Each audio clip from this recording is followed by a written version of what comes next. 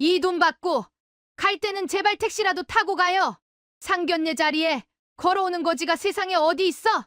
예비 시어머니가 던진 돈 뭉치가 차가운 바닥을 뒹굴어요. 시계를 내려다보던 은채의 어머니가 5분 만에 자리에서 일어나며 단호하게 말했죠. 이 천박한 결혼 지금 이 시간부로 파혼하겠습니다. 걸어서 호텔에 왔다는 이유로 조롱당하던 모녀의 서늘한 눈빛이 예비시댁의 숨통을 조이기 시작해요. 자신들이 발로 찬 복덩이가 거대한 산이었다는 사실을 그들은 과연 언제쯤 깨닫게 될까요?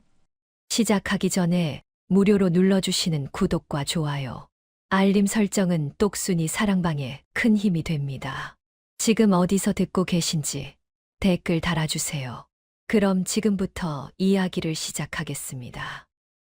쨍쨍하게 내리쬐는 오후의 햇살이 라온 호텔의 통유리창에 부딪혀 사방으로 부서져요. 지나가는 사람들의 눈이 부실 정도로 강렬한 빛이 쏟아지는 가운데 은채와 설아가 호텔 정문을 향해 나란히 발걸음을 옮깁니다. 두 사람은 화려한 장식 하나 없는 수수한 면바지에 깨끗하게 다린 셔츠 차림으로 마치 가벼운 동네 산책이라도 나온 듯한 모습이죠. 은채가 이마에 맺힌 땀방울을 손수건으로 닦아내며 엄마인 설아의 팔짱을 꼭 껴요. 은채는 긴장한 기색이 역력한 목소리로 옆을 보며 말했습니다. 엄마, 날씨가 너무 덥죠? 그냥 택시라도 타고 올 걸 그랬나 봐요. 설아가 은채의 손등을 가볍게 두드리고 인자하게 웃으며 대답했어요. 아니야, 은채야. 오랜만에 우리 딸이랑 손잡고 이 길을 걷고 싶었어. 걷다 보면 차 안에서는 못 보던 꽃들도 보이고 얼마나 좋니?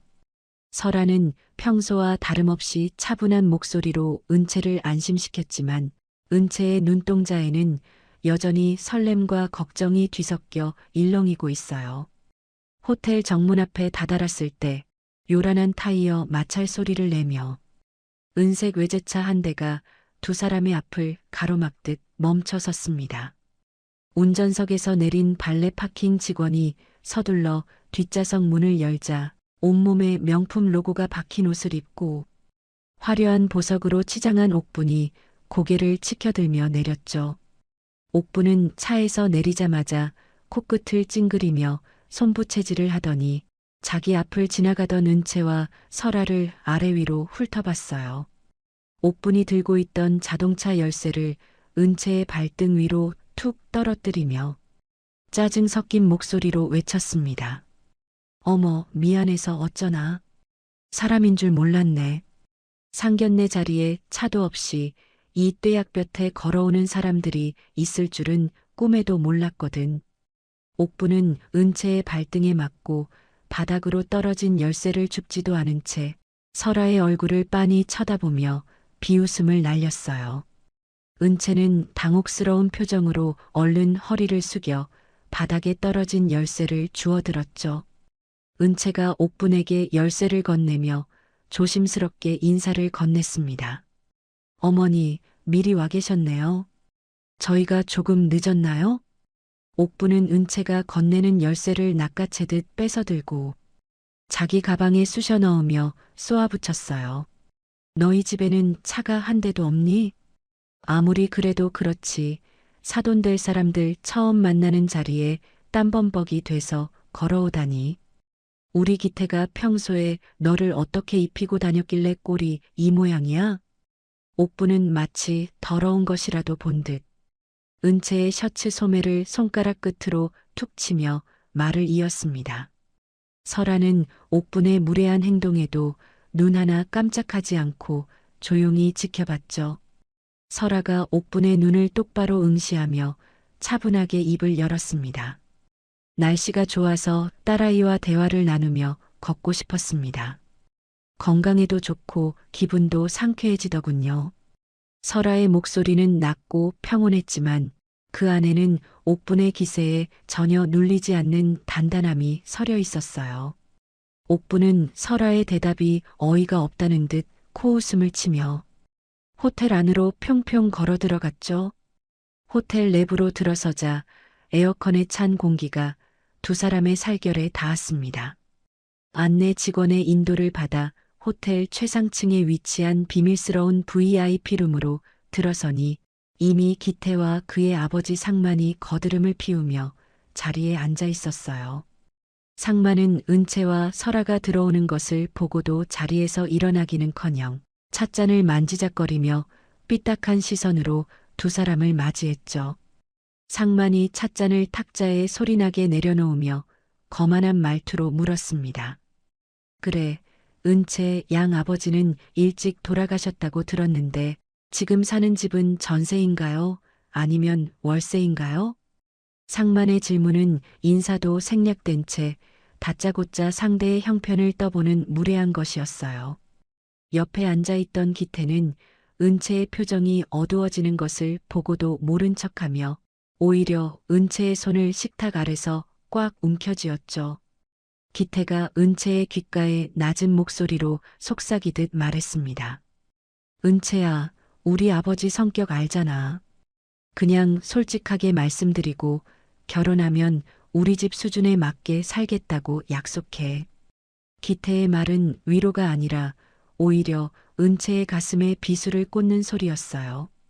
은채는 자신의 편이 되어줄 줄 알았던 기태마저 시댁의 오만함에 동조하는 것을 보고 잡힌 손을 거칠게 뿌리치고 싶은 충동을 간신히 억눌렀습니다. 옥분이 다시 대화의 주도권을 잡으려는 듯 목소리를 높였죠. 세상에 요즘 같은 시대에 차 한 대 뽑을 돈이 없어서 상견례장에 걸어오는 집안이라니. 우리 집안 체면이 있지. 내가 남들한테 사돈떼기 걸어왔다고 어떻게 말을 하겠니? 옥부는 은채를 향해 눈을 가늘게 뜨더니 자신의 명품 가방에서 지갑을 꺼냈어요. 옥부는 5만 원권 뭉치를 꺼내 탁자 위로 툭 던지며 설아의 얼굴을 보며 말했습니다. 자, 이거 받아가요. 우리 기태랑 은채가 결혼하면 어차피 우리가 다 먹여 살려야 할 텐데 가는 길에는 이 돈으로 택시라도 타고 가시라고요. 구질구질하게 걸어다니는 꼴 다시는 보고 싶지 않으니까. 돈다발이 탁자 위를 구르며 설아의 찻잔 옆으로 떨어졌죠. 방 안에는 정적이 흘렀고 기태와 상만은 당연하다는 듯 그 광경을 지켜보고 있었어요. 설아는 탁자 위에 놓인 돈 뭉치를 물끄러미 바라보다가 자신의 손목시계를 내려다봤습니다. 상견례가 시작된 지 정확히 5분이 지나는 순간이었죠. 설아가 천천히 자리에서 일어나며 은채의 어깨를 감싸 안았어요. 설아가 차가운 얼음장 같은 목소리로 옥분을 향해 말했습니다. 사람의 가치를 고작 돈 몇 푼과 자동차로 판단하는 천박한 분들과는 우리 딸의 귀한 시간을 더 이상 낭비할 이유가 없겠군요. 옥부는 예상치 못한 설아의 반격에 당황하여 입을 벌린 채 설아를 올려다봤죠. 상만 역시 눈썹을 치켜세우며 의자에서 몸을 일으키려 했어요. 기태가 다급하게 은채의 팔을 붙잡으며 소리쳤습니다. 은채야, 너 지금 뭐 하는 거야? 우리 어머니가 너희 생각해서 주신 돈인데 감사하다고는 못할 망정. 은채는 기태의 손을 차갑게 쳐내며 단호하게 대답했어요. 기태 씨, 당신이 방금 나를 위해 무엇을 했는지 생각해봐요. 방관하는 것도 가해라는 걸 오늘 똑똑히 알았네요. 이 결혼, 이 시간부로 끝이에요. 은채와 설아는 미련 없이 방문을 열고 밖으로 걸어나갔습니다. 복도에는 이미 설아의 연락을 받은 호텔 총지배인과 보안 요원들이 대기하고 있었죠. 지배인은 설아를 보자마자 허리를 90도로 숙이며 깍듯하게 인사했어요. 설아가 복도를 걸어가며 지배인에게 단호한 지시를 내렸습니다.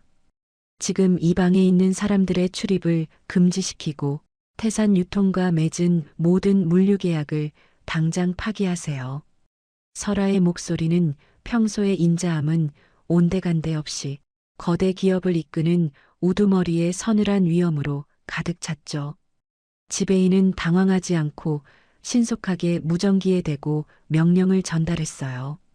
설아는 복도 끝에서 주머니에 있던 전용 휴대전화를 꺼내 어디론가 전화를 걸었습니다. 설아가 수화기 너머의 상대에게 명령하며 말했어요. 나 한설아야. 태산 유통에 빌려준 자금들 오늘 안으로 전부 회수해. 먼지 하나 남기지 말고 철저하게 털어버려. 설아의 지시는 간결하고도 무거웠죠. 은채는 엄마의 낯선 모습에 놀라면서도 자신을 무시했던 자들을 향한 정당한 응징이 시작되었음을 직감했습니다. 호텔 정문으로 나오자 아까와는 비교도 할 수 없을 만큼 화려하고 압도적인 검은색 의전 차량 5대가 길게 늘어서서 두 사람을 기다리고 있었어요. 경호원들이 일제히 문을 열고 대기하자 주변을 지나던 사람들이 걸음을 멈추고 구경하기 시작했죠. 은채는 차 뒷좌석에 앉아 창밖으로 멀어지는 호텔 건물을 바라봤어요. 설아는 은채의 차가워진 손을 따뜻하게 감싸쥐며 창밖을 응시했습니다. 설아가 낮은 목소리로 읊조리듯 말했죠. 은채야, 이제 시작이다. 그들이 너를 무시했던 대가가 얼마나 처참한 것인지 뼈저리게 느끼게 해줄게. 차는 조용하면서도 빠르게 도심을 가로질러 달리기 시작했어요. 호텔 룸 안에서 여전히 자신들이 승리한 줄 알고 비웃고 있을 옥분과 상만에게 가장 잔인하고도 완벽한 파멸의 그림자가 드리우고 있었죠. 설아의 지시 한마디에 태산 유통이라는 모래성은 밑바닥부터 서서히 무너져 내릴 준비를 마쳤습니다. 은채는 엄마의 품 안에서 떨리는 숨을 몰아쉬며 결심했어요. 더 이상 누군가에게 휘둘리는 약한 딸이 아니라 자신의 자존감을 짓밟은 자들에게 당당히 맞서는 주인이 되겠다고 말이죠. 창밖으로 보이는 서울의 건물들이 빠른 속도로 뒤로 밀려나고 두 모녀의 본격적인 복수극은 이제 막막이 올랐습니다. 태산 유통의 몰락은 그들이 상상하는 것보다 훨씬 더 빠르고 비참하게 진행될 거예요. 은채와 설아의 차가운 눈빛은 이미 저 너머의 파멸을 향하고 있었습니다. 은채와 설아가 폭풍처럼 방을 휘쓸고 나간 뒤에도 VIP 룸 안의 공기는 여전히 오만함과 천박함으로 가득 차 있었어요. 옥부는 설아가 남기고 간 서늘한 경고를 가난한 자들의 마지막 발악이라 치부하며 탁자 위에 놓인 금색 호출배를 요란하게 눌러댔습니다. 옥부는 금사로 수놓인 손수건으로 입가를 우아하게 닦아내며 기태를 향해 말했죠. 기태야, 저런 무식한 사람들 말에 신경 쓸 거 하나도 없다. 어디서 못된 것만 배워와서 어른 앞에서 저렇게 행패를 부리는지 원. 당장 지배인 불러서 제일 비싼 와인이랑 디저트 다시 가져오라고 해라. 우리 기분 잡친 거 보상받아야 하지 않겠니? 기태는 은채가 떠난 문 쪽을 잠시 멍하니 바라봤어요. 하지만 이내 어깨를 으쓱이며 옥분의 옆자리에 다시 편안하게 등을 기대고 앉았죠. 기태는 옥분의 비위를 맞추려는 듯 짐짓 밝은 목소리로 대답했습니다. 맞아요, 엄마. 은채가 긴장해서 잠깐 제정신이 아니었나 봐요. 조금 지나면 지가 먼저 잘못했다고 빌면서 전화 올 거예요. 우리 집 아니면 어디에 시집을 가서 이런 호강을 누리겠어요. 아마 지금쯤 호텔 로비에서 후회하면서 울고 있을걸요. 상만 역시 콧방귀를 뀌며 찻잔을 들어 올렸어요. 상만이 기태의 말을 거들며 거드름을 피웠죠. 내 말이 그 말이다. 은채, 저 아이, 우리 기태 없으면 당장 내일 먹고 살 걱정이나 해야 할 텐데. 사람이 분수를 알아야지 감히 누구 앞에서 파혼 소리를 입에 올려. 세 사람이 다시 승리감에 도취하여 웃음을 터뜨리던 그때였습니다. 구석자리에 놓아두었던 상만의 휴대전화가 진동음을 내며 요란하게 울리기 시작했어요. 상만은 미간을 찌푸리며 전화를 확인하더니 이내 얼굴색이 흑빛으로 변하며 자리에서 벌떡 일어났죠. 상만이 바들바들 떨리는 손으로 전화를 고쳐 잡으며 다급하게 외쳤습니다. 그게 무슨 소리야? 은행에서 대출 연장을 안 해주다니. 당장 내일이 만기인데 지금 원금을 전부 갚으라는 게 말이 돼? 지점장 연결해. 당장 지점장 바꾸란 말이야. 상만의 고함이 방 안에 날카롭게 울려 퍼지자 옥분과 기태의 웃음소리가 뚝 끊겼어요. 상만은 전화를 끊기도 전에 또 다른 전화가 걸려오자 식은땀을 줄줄 흘리기 시작했죠. 상만이 전화를 받으며 룸 안을 이리저리 서성거리는 모습은 마치 덫에 걸린 짐승 같았습니다. 옆에서 지켜보던 옥분이 상만의 소매를 거칠게 붙잡으며 불안하게 물었어요. 여보, 무슨 일이에요? 은행에서 갑자기 왜 그런데요? 우리가 거래한 지가 몇 년인데 그럴 리가 없잖아요. 상만은 옥분의 손을 귀찮다는 듯 거칠게 뿌리치며 탁자를 주먹으로 쾅 내리쳤죠. 상만이 거친 숨을 몰아쉬며 기태와 옥분을 번갈아 보고 소리쳤습니다. 은행뿐만이 아니야. 우리 회사 주거래처인 설원 물류에서도 지금 당장 모든 계약을 해지하겠다고 통보가 왔단 말이야. 물류가 막히면 우리 회사는 하루도 못 버티고 부도가 난다고. 이게 도대체 어떻게 된 일이야? 방 안의 공기가 순식간에 차가운 공포로 뒤덮였어요. 상만이 정신없이 전화를 돌리는 사이 룸문이 거칠게 열렸죠. 호텔 총지배인이 건장한 보안 요원 2명을 대동하고 방 안으로 들어왔습니다. 지배인의 얼굴에는 아까의 공손함은 찾아볼 수 없었어요. 오히려 범죄자를 취조하는 형사처럼 차갑고 사무적인 표정뿐이었죠. 지배인이 상만 앞에 서서 짧게 목례하며 말했습니다. 고상만 대표님, 죄송하지만 지금 즉시 이 방에서 나가주셔야겠습니다. 저희 회장님의 특별 지시로 태산 유통 관계자분들은 본 호텔의 모든 구역에서 영구 출입 금지 조치되셨습니다. 옥분이 자리를 박차고 일어나 지배인의 가슴팍을 사정없이 밀치며 소리를 질렀어요. 이게 무슨 무례야. 내가 여기서 쓴 돈이 얼마인데 감히 누구더러 나가라는 거야. 당신들 미쳤어? 당장 지배인 윗사람 불러와. 내가 가만 안 둘 테니까. 지배인은 옥분의 발악에도 눈썹 하나 까딱하지 않은 채 보안 요원들에게 눈짓을 보냈죠. 지배인이 옥분을 차갑게 내려다보며 덧붙였어요. 이미 귀하의 모든 신용카드와 법인카드는 정지 상태로 확인되었습니다. 오늘 드신 식사 비용과 룸 예약비 합쳐서 500만 원입니다. 지금 즉시 현금으로 결제해 주셔야겠고 그렇지 않으면 경찰을 불러 무전 취식으로 신고하겠습니다. 상만과 옥분은 머리를 망치로 한 대 맞은 듯 멍한 표정으로 서로를 쳐다봤어요. 기태가 다급하게 은채에게 전화를 걸기 위해 휴대전화를 꺼내 번호를 눌렀죠. 하지만 수화기 너머에서는 번호가 존재하지 않거나 수신이 차단되었다는 기계적인 안내 멘트만 차갑게 반복될 뿐이었습니다. 기태가 휴대전화를 바닥에 내팽개치며 머리를 쥐어뜯었어요. 결국 옥분이 그토록 자랑하던 한정판 명품 가방이 호텔 측에 담보로 잡혔죠. 세 사람은 보안 요원들의 손에 팔을 붙잡힌 채 로비로 쫓겨나듯 밀려났습니다. 한편 도심이 한눈에 내려다 보이는 설원그룹 소유의 펜트하우스 안이에요. 은채는 거실의 커다란 창밖으로 펼쳐진 노을 풍경을 보며 아직도 이 상황이 꿈만 같았죠.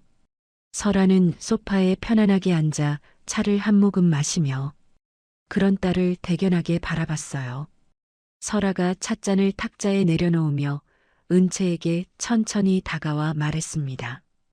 은채야, 많이 놀랐지. 너에게 미리 말하지 못한 건 진심으로 미안하구나.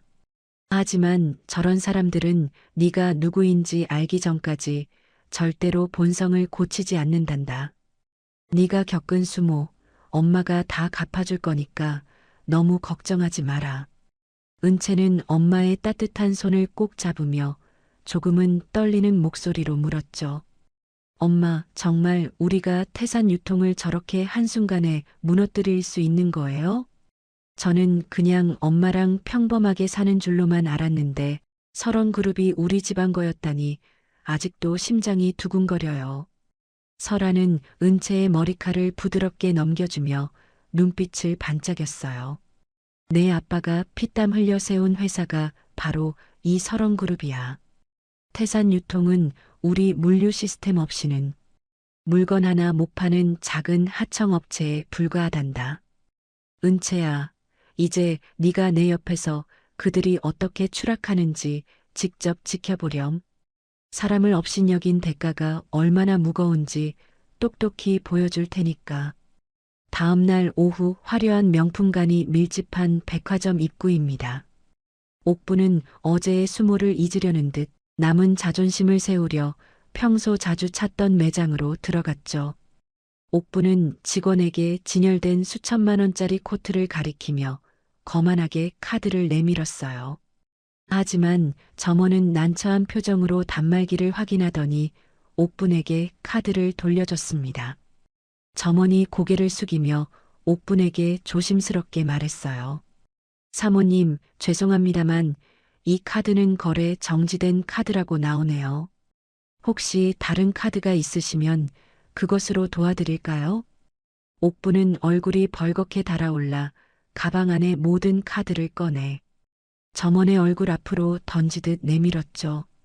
하지만 내놓는 카드마다 연달아 결제가 거부된다는 기계음만 매장에 울려 퍼졌어요. 매장 안에 다른 손님들이 옥분을 힐끔거리며 입을 가리고 수군거리기 시작했습니다. 옥분은 백화점 한복판에서 소리를 지르며 난동을 부리기 시작했죠. 그럴 리가 없어.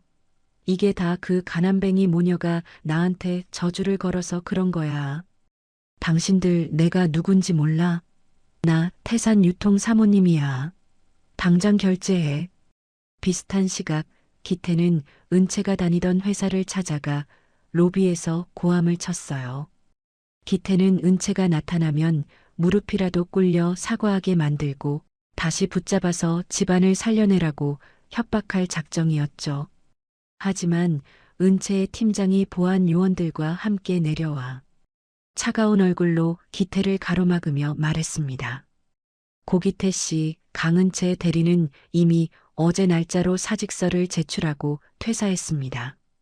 그리고 우리 회사 기술 기밀을 당신네 회사로 빼돌리려 한 정황이 포착되었어요. 법무팀에서 당신네 회사를 고소할 예정이니 다시는 이곳에 발붙일 생각 마세요. 기태는 허탈한 표정으로 회사 건물 밖으로 질질 끌려나갔죠. 하늘에서는 예보에도 없던 차가운 빗줄기가 쏟아지기 시작했어요. 상마는 사무실에서 걸려오는 빚쟁이들의 전화를 받지 못한 채 책상 밑으로 몸을 숨기며 이빨을 부딪히며 부들부들 떨고 있었습니다. 그들의 화려했던 삶은 마치 빗물에 젖은 종이장처럼 속절없이 무너져 내리고 있었죠. 설아의 지시를 받은 법무팀은 이미 태산 유통의 장부를 낱낱이 파헤치고 있었어요. 언론사 사회부 기자들에게는 태산 유통의 하도급 갑질과 수년간 저질러온 세금 포탈 정황이 담긴 문건들이 익명으로 배달되었습니다. 은채는 설원그룹 본사 꼭대기층 집무실에서 그 모든 광경을 모니터로 지켜봤죠. 은채는 자신이 그토록 사랑한다고 믿었던 기태가 비에 젖은 채 초라하게 걷고 있는 뉴스 기사를 보며 입술을 지그시 깨물었어요. 어제까지만 해도 차 없이 걸어오는 자신들을 거질하며 비웃던 예비시댁 식구들이었습니다. 이제 그들은 외제차 한 대 굴릴 여유조차 사라진 채 차가운 빗속을 정처 없이 헤매는 진짜 거지의 처지가 되었죠. 설아는 딸의 어깨 위에 손을 올리며 창밖에 거센 빗줄기를 바라봤어요. 설아가 차분하면서도 단호한 어조로 은채에게 속삭였습니다. 은채야, 이제 겨우 시작이란다. 자신들이 발로 찬 게 단순한 사람이 아니라 거대한 산이었다는 걸 살점 하나하나가 떨어져 나가는 고통 속에서 뼈저리게 깨닫게 될 거다. 그들이 우리 앞에 와서 피눈물을 흘리며 빌 때까지 절대로 멈추지 않을 거야. 빗줄기는 점점 더 굵어져 도심의 모든 소음을 집어삼킬 듯 쏟아졌죠.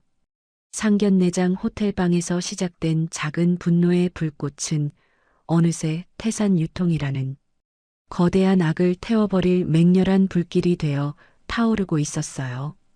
은채와 설아의 눈동자에는 슬픔 대신 차가운 정의의 불꽃이 일렁였습니다. 졸부들의 몰락을 알리는 전주곡은 이제 막 웅장한 소리를 내며 시작되었죠. 세상은 다시 한번 주인이 누구인지 똑똑히 알게 될 거예요. 도심 외곽의 낡고 어두운 건물 지하에는 자욱한 담배 연기가 안개처럼 깔려 있어요. 한때 촉망받는 기업의 후계자였던 기태는 이제 구겨진 와이셔츠 차림으로 낡은 가죽 소파 끝에 걸터 앉아 연신 손톱을 깨물고 있습니다. 방 안쪽에서 육중한 의자가 천천히 돌아가며 얼굴에 깊은 흉터가 있는 사채업계의 대부 마석구가 모습을 드러냈죠. 마석구는 길게 타들어가는 담배를 재떨이에 비벼 끄며 기태를 빤히 응시했어요. 마석구가 가래 끓는 목소리로 비릿한 웃음을 지으며 물었습니다. 고기태 씨, 우리 같은 사람들은 냄새를 아주 잘 맡거든. 지금 당신 몸에서 나는 이 지독한 패배의 냄새 말이야. 그래, 그 잘 나가던 태산 유통이 하루아침에 무너지니까 앞이 캄캄한가. 기태는 마석구의 서늘한 눈빛에 압도되어 마른 침을 꿀꺽 삼키며 대답했죠. 시키는 건 뭐든 하겠습니다. 그 여자들 때문에 우리 아버지는 쓰러지기 일보 직전이고 엄마는 제정신이 아니에요. 제발 그 모녀를 지옥으로 보낼 수만 있다면 영혼이라도 팔겠습니다. 방법이 있습니까? 제발 알려주세요. 기태의 목소리는 분노와 절망이 뒤섞여 비참하게 떨리고 있었어요. 마석구는 기태의 비굴한 모습이 만족스러운 듯 탁자 위로 몸을 쑥 내밀었죠. 마석구가 금고에서 누렇게 빛바랜 사진 몇 장을 꺼내 탁자 위에 펼쳐놓으며 말을 이었습니다. 은채의 아버지가 죽기 전에 남긴 비밀 장부가 하나 있을 거야. 그걸 찾아오면 당신 집 빚은 물론이고 설원 그룹의 목줄을 쥐게 해주지. 그게 바로 당신이 다시 외제차 타고 떵떵거릴 수 있는 유일한 열차표야. 어때? 한번 해보겠나? 아니면 그냥 이대로 길거리에서 굶어 죽을 텐가? 기태는 사진 속 은채의 얼굴을 증오 섞인 눈으로 쏘아보며 주먹을 불끈 쥐었어요. 기태가 이빨을 득득 깔며 마석구에게 외쳤습니다. 찾아오겠습니다. 그게 어디에 있든 은채의 심장을 도려내는 한이 있어도 찾아낼게요. 그 장부만 있으면 정말 우리 집 다시 살릴 수 있는 거죠? 마석구는 대답 대신 기태의 어깨를 툭툭 치며 음흉하게 웃었죠. 비슷한 시각 인천공항 입구에는 한눈에 봐도 범상치 않은 체격의 남자가 서 있어요. 검은색 코트를 어깨에 걸치고 선글라스를 쓴 한도준은 특수부대 출신다운 절도 있는 걸음걸이로 입국장을 빠져나왔습니다. 한도준은 미리 마중 나와 있던 비서에게 서류 가방을 건네받으며 차갑게 물었죠. 누님과 은채는 무사합니까? 태산 유통이라는 하찮은 곳이 감히 우리 가족을 건드렸다고 들었습니다. 그놈들 지금 어디서 뭘 하고 있습니까? 비서가 차 문을 열며 한도준에게 공손하게 대답했어요. 현재 설아 회장님께서 태산 유통을 압박하고 계시지만 사채업자 마석구가 개입하면서 상황이 조금씩 꼬이고 있습니다. 특히 은채 아가씨를 노리는 움직임이 포착되고 있습니다. 한도준은 선글라스를 벗어 주머니에 넣으며 매서운 눈빛을 빛냈죠. 한도준은 차 뒷좌석에 앉아 은채의 아버지가 남긴 낡은 일기장을 펼쳐들었어요. 한도준이 창밖을 응시하며 낮은 목소리로 음조리듯 말했습니다. 누님은 법과 정의를 믿으시겠지만 나는 내 방식대로 끝내겠습니다. 우리 매형을 죽음으로 몰아넣었던 자들이 아직 살아있다는 게 놀랍군요. 그들의 숨통을 끊어놓는 건 법전이 아니라 바로 내 손이 될 겁니다. 며칠 뒤 저녁, 은채는 홀로 집으로 돌아가는 길에 누군가 자신을 미행한다는 느낌을 받았죠.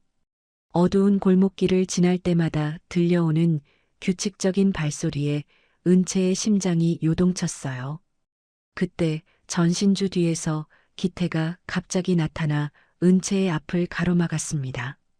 기태는 예전의 다정한 모습은 온데간데 없이 눈이 휑하게 패인 몰골로 은채의 양어깨를 강하게 움켜잡았죠. 기태가 은채의 얼굴 가까이 자신의 얼굴을 들이밀며 소리쳤어요. 은채야, 제발 나 좀 살려줘. 네가 설원그룹 딸이라는 거 이제 다 알았으니까 우리 예전으로 돌아가자. 내가 다 잘못했어. 엄마가 했던 말들도 다 취소할게. 네가 엄마한테 말해서 우리 집 지원 좀 해주면 안 될까? 은채는 기태의 몸에서 나는 지독한 담배 냄새와 광기에 질려 그를 강하게 밀쳐냈습니다. 은채가 차가운 시선으로 기태를 바라보며 단호하게 대답했어요. 기태 씨, 우리 사랑은 상견례 날 그 호텔룸에서 당신이 방관할 때 이미 죽었어요. 이제 와서 사랑을 구걸하는 게 정말 구역질 나고 끔찍하네요. 내 몸에 손대지 마세요. 더 이상 내 앞에 나타나면 경찰에 신고할 거예요. 기태는 은채의 거절에 얼굴을 흉측하게 일그러뜨리며 다시 달려들었죠. 네가 감히 나를 버려? 내 아빠가 남긴 장부 그거 어디 있어? 그거 당장 내놓으란 말이야. 그거 없으면 나 죽는단 말이야. 은채는 기태의 횡설수설하는 모습에 겁이 났지만 침착하게 주머니 속 호신용 스프레이를 꺼내 들었어요. 은채가 뒤로 물러나며 기태를 향해 외쳤습니다. 장부라니, 그게 무슨 소리예요? 미쳤으면 곱게 미쳐요. 당장 비키지 않으면 쏠 거예요.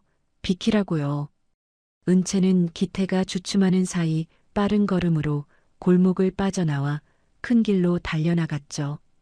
다음 날 아침 설원그룹 본사 로비에는 평화 대신 폭풍이 몰아쳤어요. 마석구가 매수한 부패한 검찰 수사관들이 수십 명이나 들이닥쳤습니다. 그들은 설아의 집무실 문을 거칠게 발로 차며 들어와 압수수색 영장을 내밀었죠. 수사관 중 한 명이 설아의 책상 위에 있던 서류들을 바닥으로 쓸어버리며 말했어요. 한설아 회장님, 당신을 공금 횡령 및 비자금 조성 혐의로 긴급 체포합니다. 이미 모든 증거가 확보되었으니 순순히 수갑차고 따라오시는 게 좋을 겁니다. 설아는 갑작스러운 상황에도 당황하지 않고 천천히 자리에서 일어났습니다. 하지만 수사관들이 설아의 가느다란 손목에 차가운 수갑을 채우는 순간 밖에서 달려온 은채는 비명을 지르며 엄마를 향해 달려갔죠. 은채가 수사관의 팔을 붙잡으며 울먹이는 목소리로 소리쳤어요.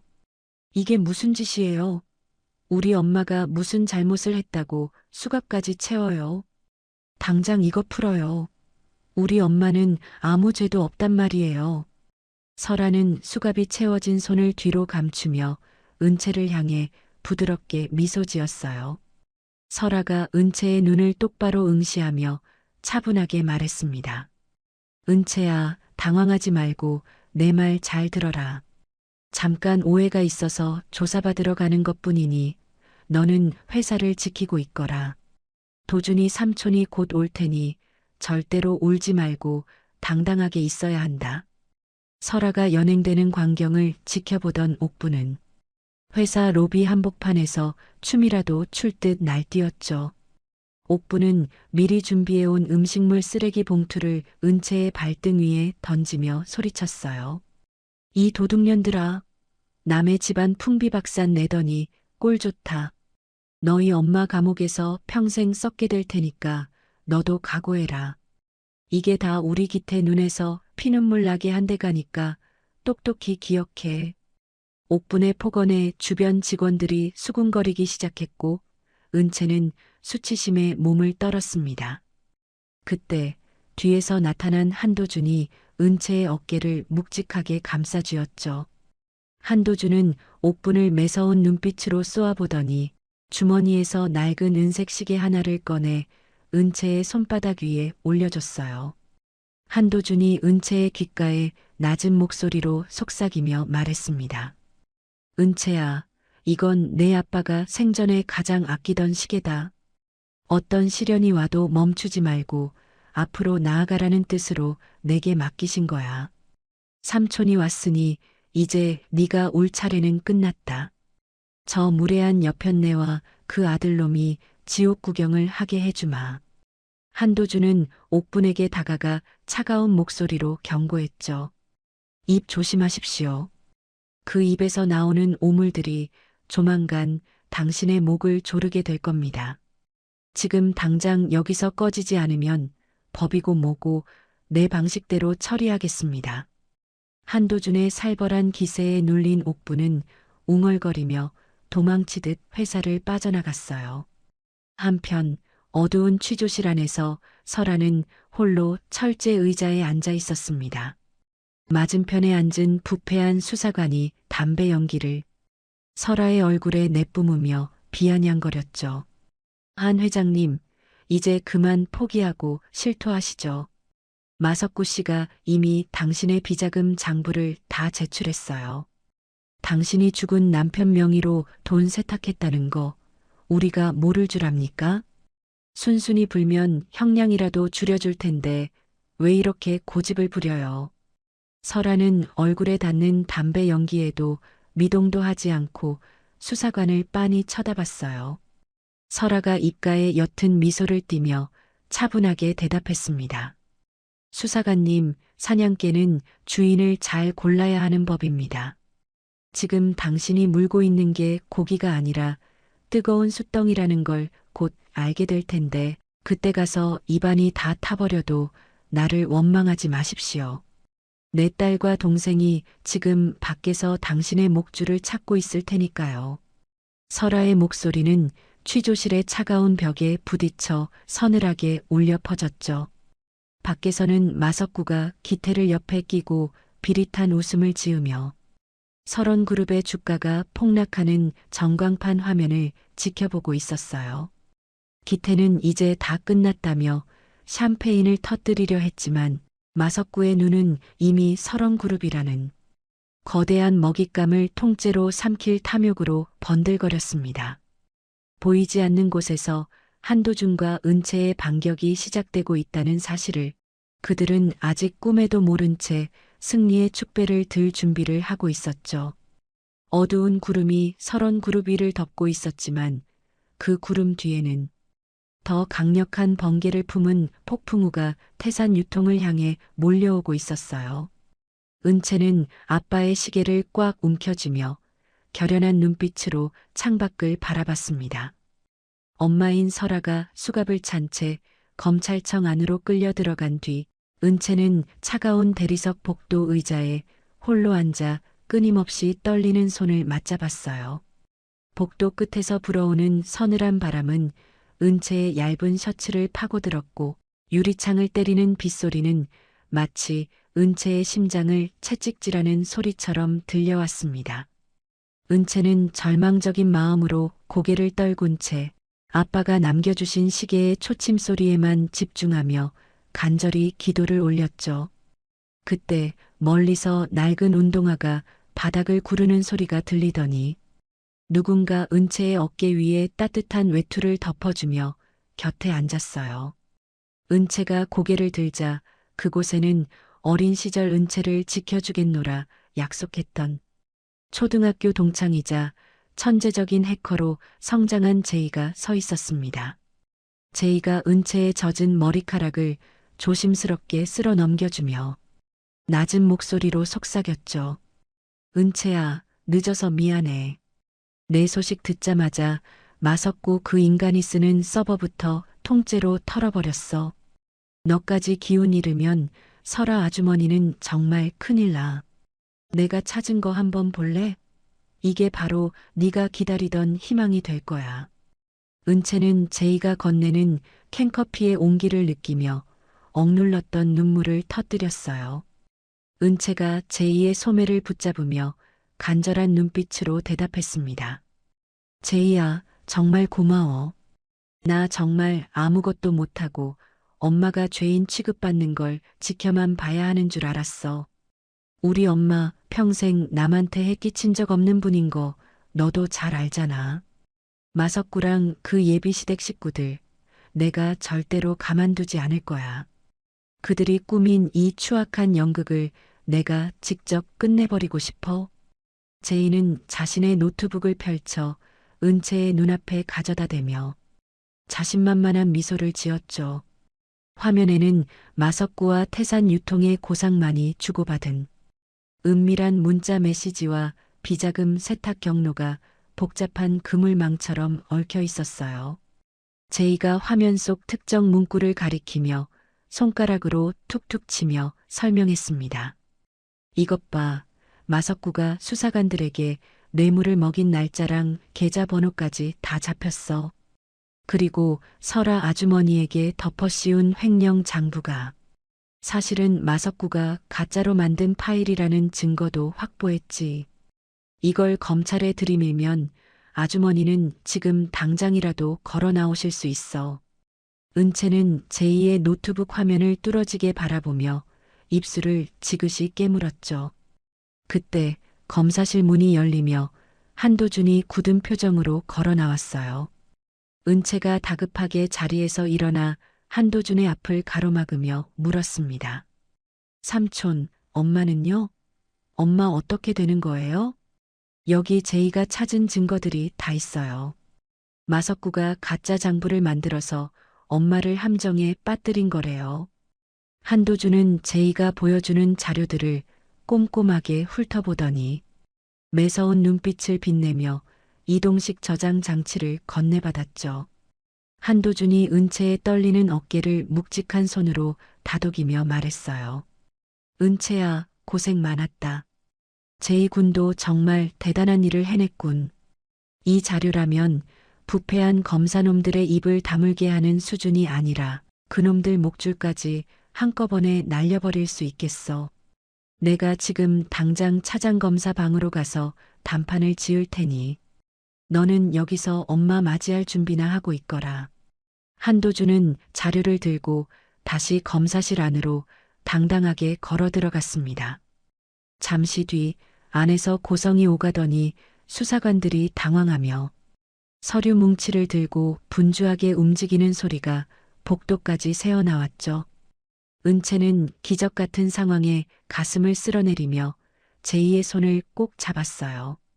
얼마나 시간이 흘렀을까 굳게 닫혔던 철문이 열리며 수척해진 모습의 설아가 교도관의 안내를 받으며 밖으로 걸어 나왔습니다.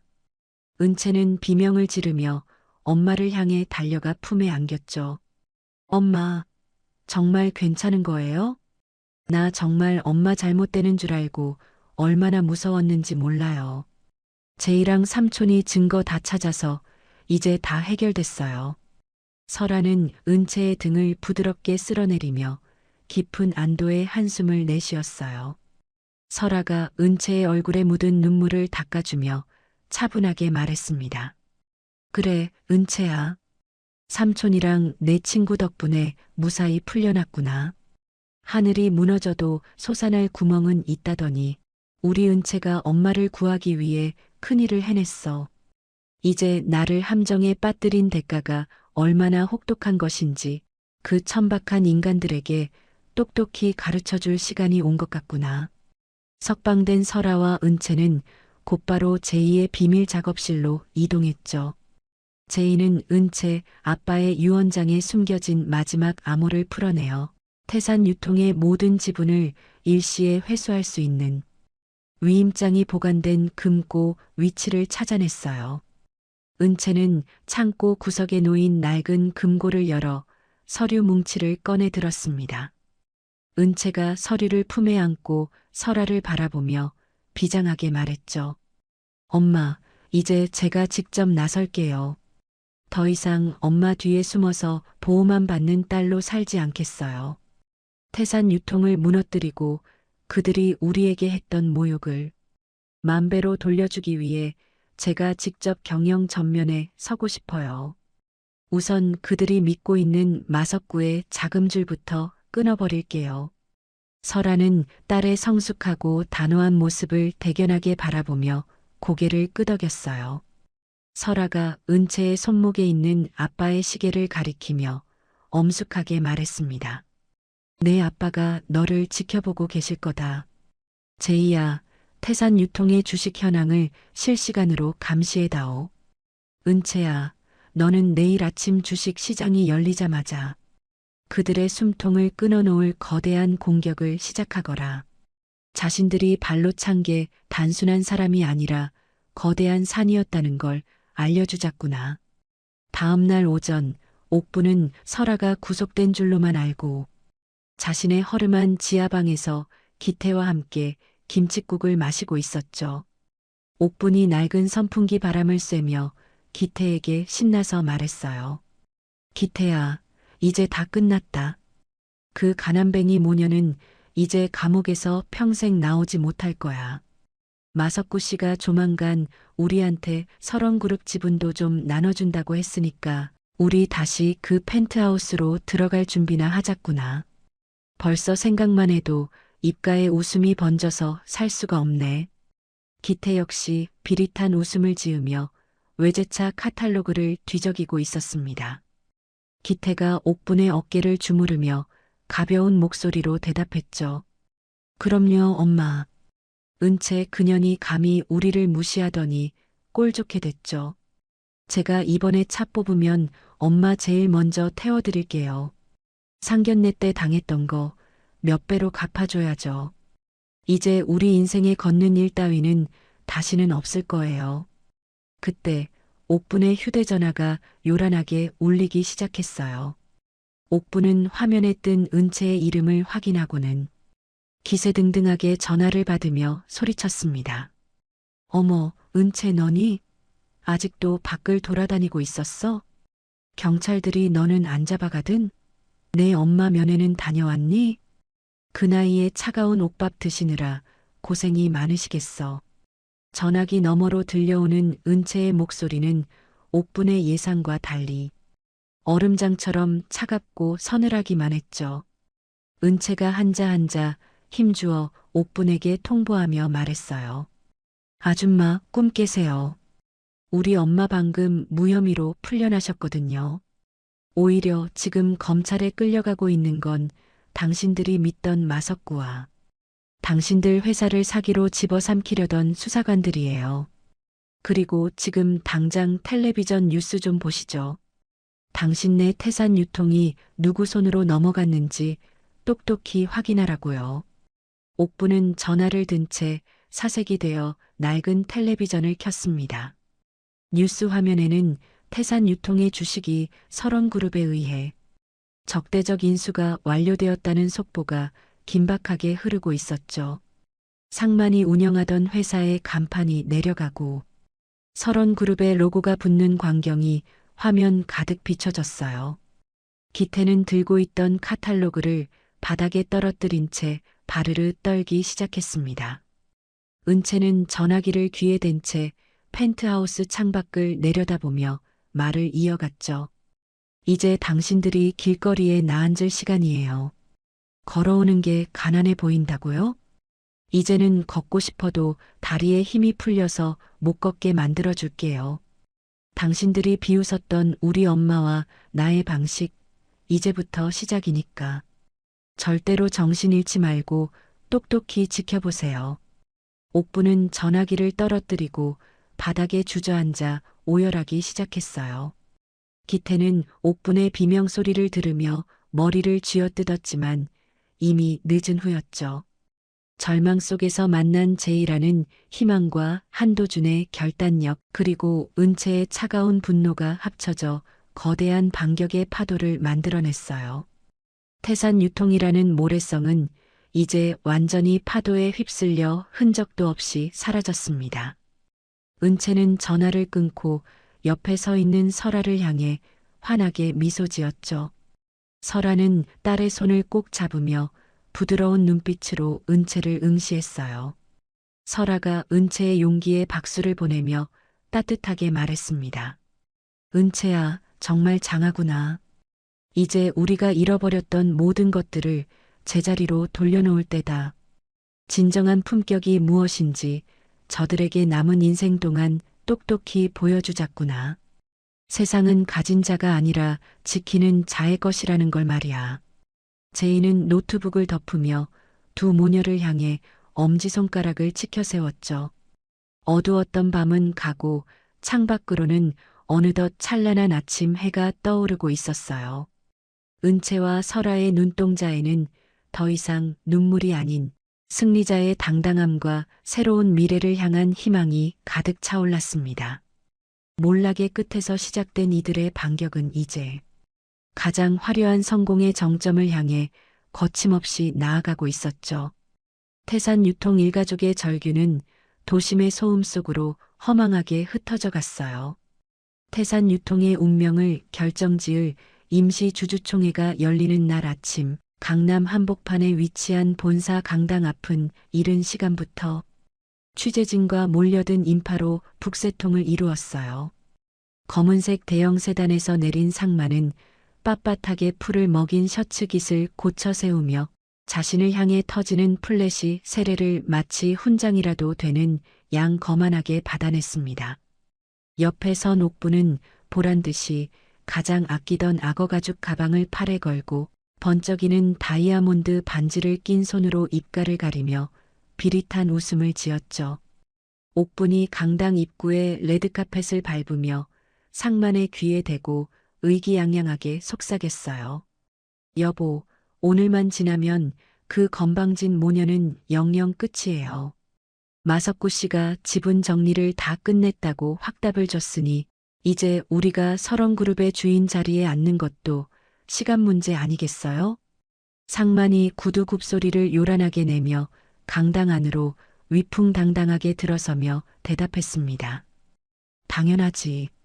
감히 우리 태산 유통을 건드린 대가가 얼마나 무서운 것인지 오늘 이 자리에 모인 주주들 앞에서 똑똑히 본때를 보여줄 거야. 그 가난뱅이 모녀, 지금쯤 검찰청 구석진 방에서 서로 붙잡고 질질 짜며 후회하고 있겠지. 상만과 옥부는 강당 정중앙에 마련된 상석에 앉아 자신들을 지켜보는 주주들을 향해 마치 왕이라도 된 듯 거만한 시선을 보냈죠. 하지만 주총 시작을 알리는 종소리가 날카롭게 울려 퍼지는 순간 강당 뒷문이 부서질 듯 활짝 열리며 은채가 당당한 발걸음으로 들어섰어요. 은채는 상견례 때의 수수했던 모습은 흔적조차 찾을 수 없을 만큼 최고급 남색 정장에 아빠의 유품인 은색 시계를 차고 좌중을 압도하는 기운을 내뿜었습니다. 은채가 수많은 사람의 시선을 한몸에 받으며 단상 위로 성큼성큼 올라가 마이크를 잡았죠. 은채가 상만과 옥분을 뚫어지게 노려보며 단호한 목소리로 외쳤어요. 태산 유통의 주주 여러분, 그리고 관계자 여러분, 안녕하십니까? 저는 오늘 설원그룹의 공식 대리인이자 태산 유통의 지분 51%를 확보한 최대 주주로서 이 자리에 섰습니다. 강당 안은 순식간에 찬물을 끼얹은 듯 정적이 감돌았고 상만은 믿기지 않는 소리에 얼굴이 붉게 달아올라 자리에서 벌떡 일어났어요. 상만이 덜덜 떨리는 손가락으로 은채를 가리키며 삿대질을 하고 소리를 질렀습니다. 네가 여기가 어디라고 감히 나타나서 헛소리를 짓거려. 지분 51%라니 그게 가당키나 한 소리냐. 보안 요원들, 저 미친년이 주총장을 어지럽히고 있는데 당장 끌어내지 않고 뭐 하는 거야. 은채는 상만의 고함에도 눈 하나 깜짝하지 않고 여유롭게 리모컨을 눌렀죠. 강당 중앙의 대형 화면에는 상만이 그동안 저질러온 이중 장부 기록과 하청업체들을 압박해 비자금을 조성했던 정황들이 낱낱이 공개되었어요. 은채가 당황해서 어쩔 줄 모르는 상만을 향해 비릿한 미소를 지으며 말했습니다. 고상만 씨, 당신의 추악한 시대는 정확히 10분 전에 끝났습니다. 이미 이 사진의 과반수가 당신의 대표이사 해임안에 서명했고, 저는 오늘부로 태산유통의 모든 경영권을 설원그룹으로 귀속시킬 것을 선언합니다. 당신이 남의 눈에 피눈물 흘리게 하며 쌓아 올린 이 가짜 성, 오늘 제 손으로 직접 무너뜨려 드렸습니다.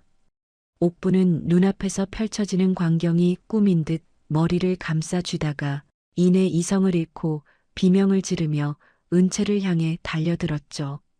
옥분이 은채의 머리채를 잡으려 손을 뻗으며 악에 받쳐 비명을 질렀어요. 이 독한 년아, 네가 감히 우리 집안을 망쳐놓다니.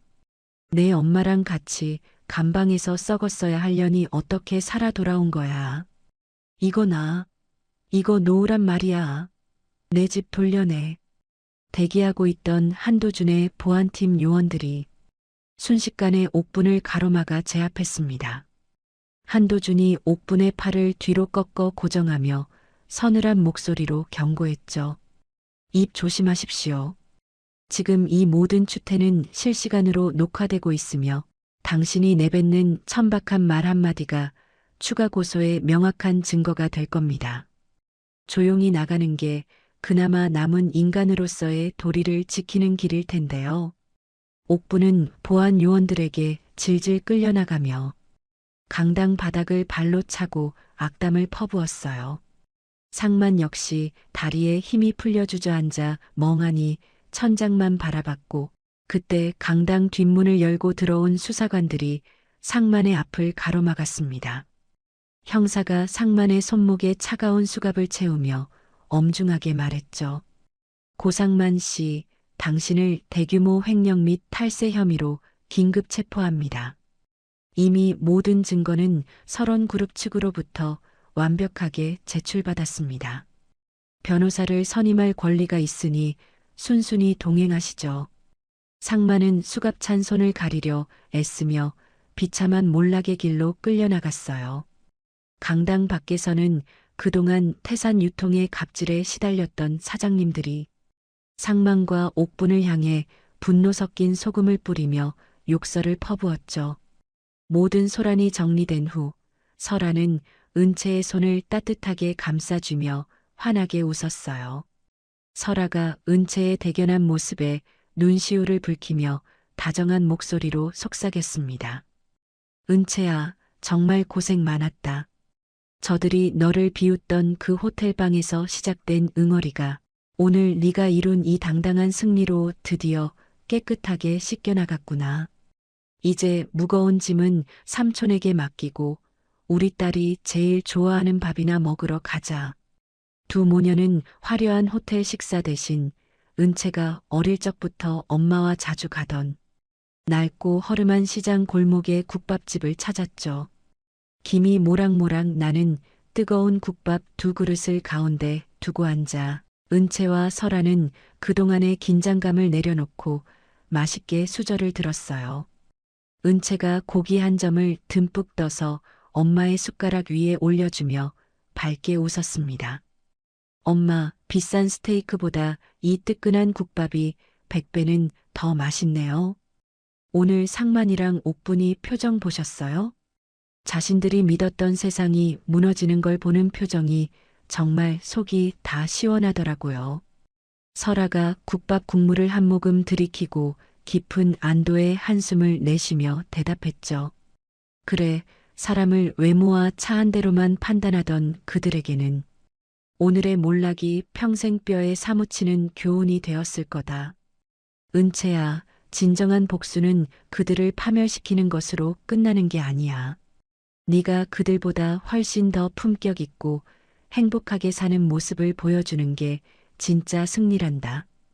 식사를 마친 두 사람은 제이와 만나 향후 자산 처리 계획을 논의했어요.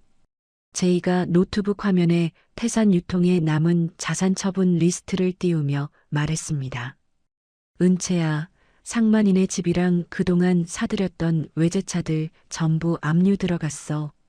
거기서 환수된 돈으로 예전에 태산 유통한테 돈 떼었던 하청업체 사장님들 보상금부터 우선적으로 지급할 계획이야. 이게 바로 네가 원하던 정의로운 마무리 맞지? 은채는 제이의 손등을 가볍게 다독이며 고마운 마음을 전했죠. 응, 제이야. 정말 고마워. 우리 아빠가 하늘에서 보셨다면 정말 기뻐하셨을 거야. 부당하게 모은 재산은 다시 고통받던 사람들에게 돌아가야지. 그리고 마석구의 횡포에 눈물 흘렸던 상인들도 우리가 돌봐줘야 해. 비슷한 시각 옥분이 살던 호화빌라 입구에는 법원에서 나온 집행관들이 가득했어요. 옥분이 아끼던 명품 가방들과 외제차 시트에는 빨간색 압류 딱지가 빈틈없이 붙었습니다. 옥분은 바닥에 주저앉아 압류 딱지를 손톱으로 긁어 떼어내려 발버둥을 쳤죠. 집행관이 옥분의 어깨를 밀쳐내며 엄중한 목소리로 경고했어요. 사모님, 이러시면 공무집행방해로 가중 처벌됩니다.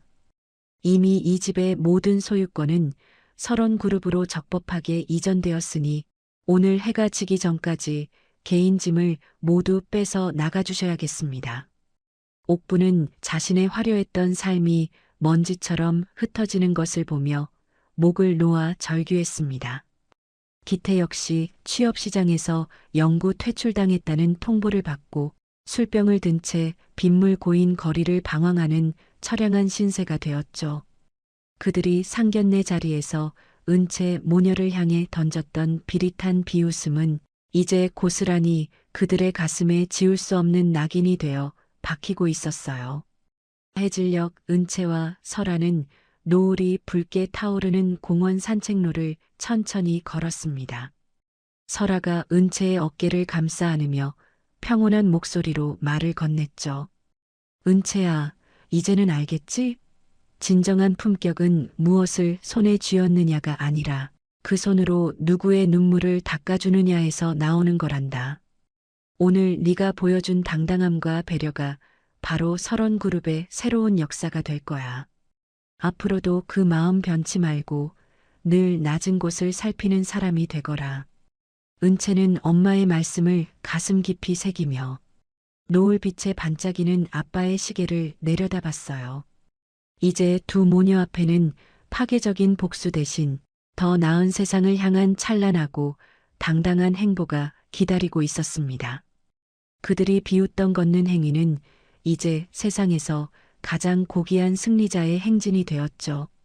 태산 유통의 잔재는 노을 속으로 사라지고 은채와 설아의 새로운 시대가 비로소 찬란하게 막을 올렸어요. 두 사람의 얼굴에는 세상 그 무엇보다 값진 진실한 승자의 미소가 피어올랐습니다. 모든 폭풍우가 지나가고 평온한 일상이 찾아온 듯했던 한 달 뒤의 어느 새벽이에요. 승리의 기쁨에 취해 방심하고 있던 은채의 일상 위로 다시금 시커먼 죽음의 먹구름이 소리 없이 몰려들기 시작했습니다. 도심 외곽에 버려진 지하창고, 곰팡이 냄새가 진동하는 어둠 속에서 감옥을 탈출해 수배 중이던 마석구가 비릿한 담배 연기를 안개처럼 내뿜고 있어요. 그의 앞에는 며칠째 씻지도 못해 초라한 몰골을 한 옥분과 기태가 마치 유일한 구원자라도 만난 듯 마석구의 바짓가랑이를 붙잡고 매달려 있었죠. 마석구가 가죽 장갑을 낀 손으로 기태의 뺨을 가볍게 툭툭 치며 가래 끓는 목소리로 속삭였어요. 고기태 씨, 억울해서 잠이나 제대로 오겠어? 저 모녀는 지금 펜트하우스에서 스테이크 썰면서 당신들 비웃고 있는데 당신들은 여기서 쥐새끼처럼 컵라면이나 끓여 먹고 있으니 말이야. 내가 마지막 기회를 주려고 하는데 이번에도 겁쟁이처럼 굴면서 도망칠 건가? 기태는 충혈된 눈을 번뜩이며 마석구의 구두 끝을 꽉 움켜쥐었습니다. 기태가 이빨을 득득 깔며 마석구를 향해 처절하게 내뱉었죠. 시키시는 건 무엇이든 하겠습니다. 강은채 그년 때문에 우리 집안이 풍비박산 나고 아버지는 감옥에 갔어요. 제 손으로 직접 그년의 목을 조를 수만 있다면 악마한테 영혼이라도 팔겠습니다. 말씀만 하세요, 사장님. 제가 무엇을 하면 되겠습니까? 기태의 목소리에는 예전의 다정함은 흔적도 없이 사라진 채 오직 비뚤어진 복수심과 탐욕만이 가득 차올라 있었어요. 옆에서 지켜보던 옥분 역시 광기 어린 눈빛으로 고개를 세차게 끄덕였죠. 옥분이 헝클어진 머리칼을 뒤로 넘기며 마석구에게 애원하듯 말을 이었어요. 사장님, 제발 우리 좀 살려주세요. 그 모녀만 없애버릴 수 있다면 제가 무슨 짓인들 못하겠어요. 은채 그년이 제일 소중하게 생각하는 게 그 잘난 엄마니까 은채를 미끼로 쓰면 한서라도 제 발로 기어 나올 게 뻔해요. 그때 한꺼번에 숨통을 끊어버리자고요. 제발 제 소원 좀 들어주세요. 마석구는 두 사람의 비참한 몰락이 만들어낸 광기에 만족한 듯 크게 웃음을 터뜨렸습니다. 마석구가 기태의 손에 낡은 대포폰 하나를 쥐어주며 싸늘하게 명령했죠. 좋아. 그럼 지금 당장 은채에게 연락해. 내 엄마가 길거리에서 쓰러져서 위독하다고 거짓말을 하란 말이야. 정이 많은 년이니 분명히 혼자 확인하러 달려올 거다. 준비된 차로 납치해서 예전 태산 유통 창고로 데려와. 알겠나? 내 인내심이 그리 길지 않으니 실수하지 마라. 비슷한 시각 은채는 늦은 밤까지 사회공헌재단 행사를 마치고 귀가하던 중이었어요. 지하 주차장에서 차에 오르려던 은채의 휴대전화로 기태의 다급한 문자 메시지가 도착했죠. 은채야, 제발 한 번만 도와줘. 엄마가 길에서 쓰러지셨는데 의식이 없어. 병원비가 없어서 입원도 못 시키고 차가운 길바닥에 누워 계셔. 너한테 죽을 죄 지은 거 알지만 마지막으로 한 번만 와주면 안 될까? 은채는 기태를 증오하면서도 옥분이 위독하다는 말에 상견례 때 보았던 옥분의 초라해진 모습이 떠올라 마음이 크게 흔들리고 말았어요. 은채가 운전대를 잡으며 불안하게 입술을 깨물고 중얼거렸습니다. 아무리 나쁜 사람들이라도 생명이 위급하다는데 모른 척할 수는 없지. 삼촌한테 연락할까? 아니야, 일단 확인만 하고 바로 돌아오자. 가족 일인데 내가 너무 야박하게 구는 건 아닐까 걱정되네. 은채는 기태가 알려준 도심 외곽의 한적한 골목 어귀로 차를 몰았죠. 하지만 차에서 내리자마자 어둠 속에서 검은 옷을 입은 괴한들이 달려들어 은채의 입을 막았어요. 기태는 근처 전신주 뒤에서 그 광경을 지켜보며 비열한 웃음을 지었습니다. 기태가 발버둥 치는 은채의 귓가에 차갑게 입술을 대고 속삭였죠. 은채야, 속아줘서 정말 고맙다. 네가 이렇게 멍청하게 정에 휘둘릴 줄은 몰랐는데 말이야. 이제 네가 우리 대신 지옥으로 가줘야겠어. 우리 엄마가 너를 위해 아주 특별한 자리를 마련해 두셨거든. 정신을 잃었다가 깨어난 은채가 마주한 곳은 먼지가 자욱하고 차가운 냉기가 뼛속까지 스며드는 폐물류 창고였어요. 은채는 손발이 단단히 묶인 채 낡은 철제 의자에 고정되어 있었고 그 앞에는 옥분이 섬뜩한 미소를 지으며 은채를 내려다보고 있었죠. 옥분이 은채의 뺨을 사정없이 내리치며 찢어지는 고함을 질렀어요. 이 독한 년아, 네가 감히 우리를 이 지경으로 만들어 놓고 잠이 오니? 호텔 상견례 자리에서 우리를 비웃으며 나갈 때가 내 인생 마지막 전성기였어. 이제 너는 여기서 평생 나가지도 못하고 썩게 될 거야. 내 엄마가 오면 너희 둘을 같이 이 창고 지하에 묻어버릴 테니까 각오해. 은채는 뺨이 시뻘겋게 부어오르는 고통 속에서도 옥분을 똑바로 응시했습니다. 은채가 떨리는 목소리를 간신히 가다듬으며 옥분을 향해 단호하게 말했죠. 아줌마, 제발 정신 좀 차리세요. 지금 마석구 같은 인간한테 철저하게 이용당하고 계신 거예요. 지금이라도 멈추고 자수하면 제가 엄마한테 말해서 선처를 부탁해 볼게요. 정말 살인범이 되어서 평생 감옥에서 썩고 싶은 거예요? 그게 복수인가요? 옥부는 은채의 말에 광기 어린 코웃음을 치며 옆에 있던 얼음물을 은채의 머리 위로 쏟아부었어요. 옥분이 바닥을 뒹구는 빈 양동이를 거칠게 발로 차며 소리쳤습니다. 닥쳐, 선처? 내까짓 게 뭔데 감히 나를 동정하고 훈계해.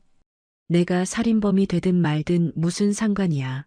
이미 내 인생은 쓰레기통에 처박혔는데 너랑 내 엄마가 피눈물 흘리며 죽어가는 꼴을 봐야 내 속이 시원해질 것 같거든. 기태야, 어서 한설아한테 전화 걸어라. 당장. 그 시각 설아는 은채가 귀가 시간 한참이 지나도록 연락이 안 된다는 보고를 받고 얼굴이 흙빛으로 변했죠.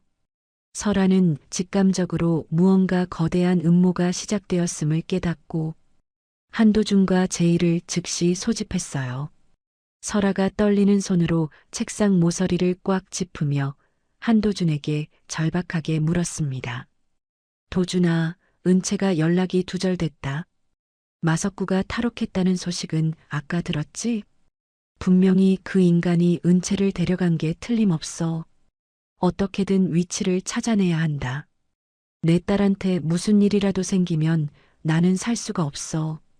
한도준은 이미 방탄복을 챙겨 입고 권총을 점검하며 냉철하게 상황을 정리하고 있었죠. 한도준이 설아의 떨리는 어깨를 묵직한 손으로 누르며 안심시키듯 말했어요. 누님, 진정하십시오.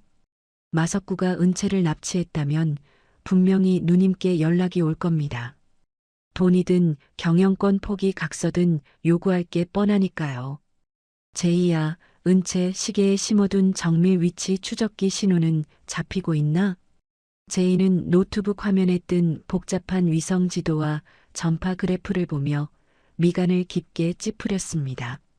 제이가 자판을 쉴 새 없이 두드리며 답답함이 섞인 목소리로 대답했죠. 삼촌, 상황이 좋지 않아요. 마석구 일당이 군사용 전파방에 장치를 썼나 봐요. 신호가 근처까지는 잡히는데 정확한 좌표가 나오질 않아요. 이 좁은 구역에 창고가 수백 개인데 일일이 뒤지기엔 시간이 너무 부족해요. 드론을 띄워서 근접 신호를 찾는 수밖에 없어요. 그때 설아의 전용 휴대전화로 발신 번호 제한 표시가 뜬 화상 통화 요청이 들어왔어요. 화면 너머에는 결박된 채 차가운 물에 젖어 온몸을 떨고 있는 은채의 처참한 모습이 비춰졌습니다. 마석구의 흉측한 얼굴이 화면 중앙에 나타나며 비릿하게 웃었죠. 한설아 회장님, 따님이 아주 예쁘게 떨고 있네요. 은채를 살리고 싶으면 1시간 내로 경영권 포기 각서랑 해외 비자금 계좌 비밀번호 가지고 혼자서 지정된 장소로 와. 경찰 부르거나 꼼수 부리는 순간 이 창고는 따님과 함께 공중분해될 거니까 선택 잘해. 설아는 화면 속 은채의 고통스러운 표정을 보며 심장이 갈기갈기 찢어지는 아픔을 느꼈어요. 하지만 설아는 울음을 억지로 삼키며 마석구를 향해 서늘한 분노를 담아 대꾸했습니다. 마석구, 네가 원하는 건 결국 돈과 설원그룹의 권력이지? 내 딸 몸에 털끝 하나라도 건드리면 너는 그 돈 구경도 못하고 죽게 될 거다. 약속 장소 보내. 내가 지금 당장 갈 테니까. 단 내 딸이 무사하다는 걸 1분마다 확인시켜라. 전화가 끊기자 설아는 망설임 없이 자리에서 일어나 외투를 집어들었죠. 한도준이 설아의 앞을 가로막으며 단호하고 단단한 목소리로 말했어요. 누님, 혼자 가시는 건 적들의 아가리 속으로 뛰어드는 자살 행위입니다. 저와 보안팀이 적당한 거리를 두고 뒤를 밟겠습니다. 제이가 드론으로 근거리 해킹을 시도할 테니 시간을 최대한 벌어주세요. 은채는 제 목숨을 걸고 반드시 구해낼 겁니다. 약속합니다. 설아는 도준의 손을 꽉 잡으며 결연한 표정으로 고개를 끄덕였어요. 설아가 차 문을 열며 비장한 각오가 섞인 목소리로 마지막 지시를 내렸습니다. 도준아, 나는 지금 회장이 아니라 엄마로서 내 딸을 구하러 가는 거다. 네가 내 뒤를 든든하게 지켜줄 거라 믿는다. 제이야, 모든 장비를 총동원해서 어떻게든 방해 장치를 무력화시켜라. 이제 우리 가족의 모든 운명을 건 마지막 싸움을 시작하자꾸나. 설아의 차량은 칠흑 같은 어둠을 뚫고 마석구가 지시한 장소로 거침없이 달려나갔죠.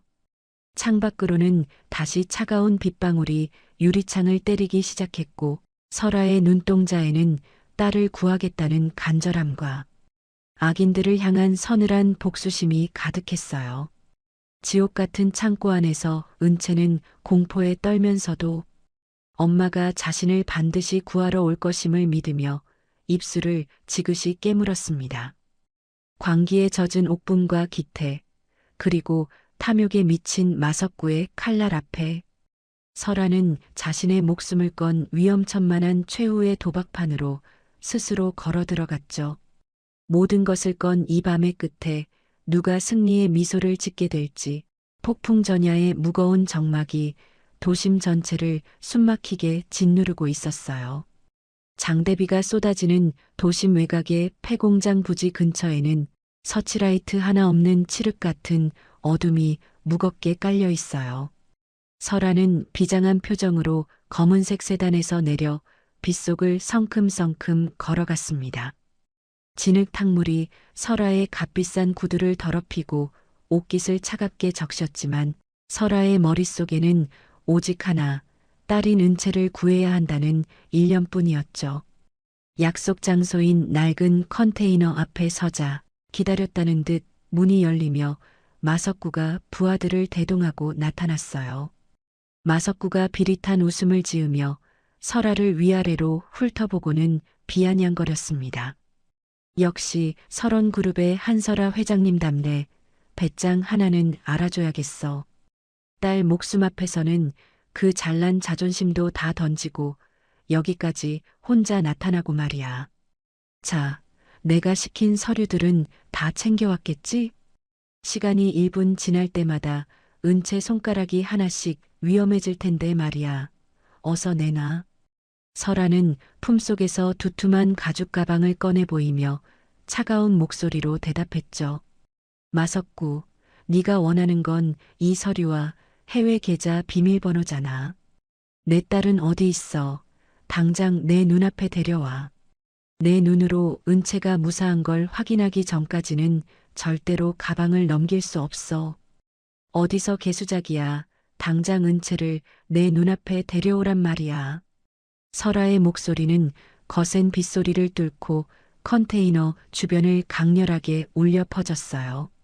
마석구는 혀를 차며 무전기에 대고 누군가에게 짧고 거칠게 명령을 내렸습니다. 잠시 뒤 컨테이너 안쪽의 모니터가 켜지며 결박된 은채의 모습이 실시간으로 비춰졌죠. 은채는 물에 젖어 온몸을 덜덜 떨면서도 엄마를 향해 소리치려 애쓰고 있었어요. 그 옆에는 옥분이 서슬퍼런 칼을 들고 은채의 목 근처를 겨누며 광기 어린 눈빛을 보냈습니다. 마석구가 가방을 향해 탐욕스러운 손을 뻗으며 설아에게 다시 한번 으름장을 놓았죠. 확인했으면 이제 그 가방 이리 내놔. 당장. 내 인내심도 이제 바닥났으니까 멍청한 꼼수 부릴 생각은 하지도 마라. 이 가방만 넘기면 은채는 살아서 나갈 수 있을 거다. 어서 넘겨.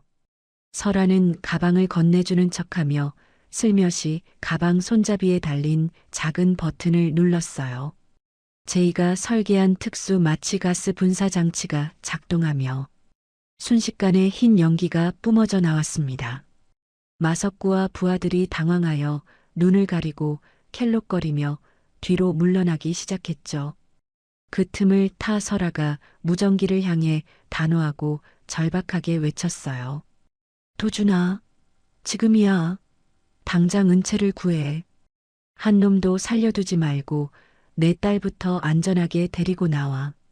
그 시각 실제 은채가 갇혀있던 폐물류 창고의 지붕이 요란한 소리를 내며 깨졌습니다. 한도준과 정예 보안팀 요원들이 밧줄을 타고 번개처럼 아래로 하강했죠. 옥부는 갑작스러운 습격에 비명을 지르며 칼을 휘두르려 했지만 한도준이 공중에서 날린 강력한 발차기에 맞고 저 멀리 나가떨어져 비명을 질렀어요.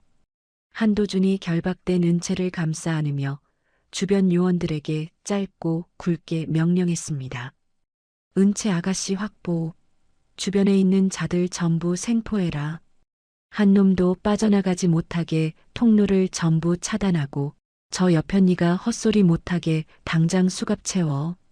은채는 결박이 풀리자마자 한도준의 품에 안겨 참았던 눈물을 왈칵 터뜨렸죠.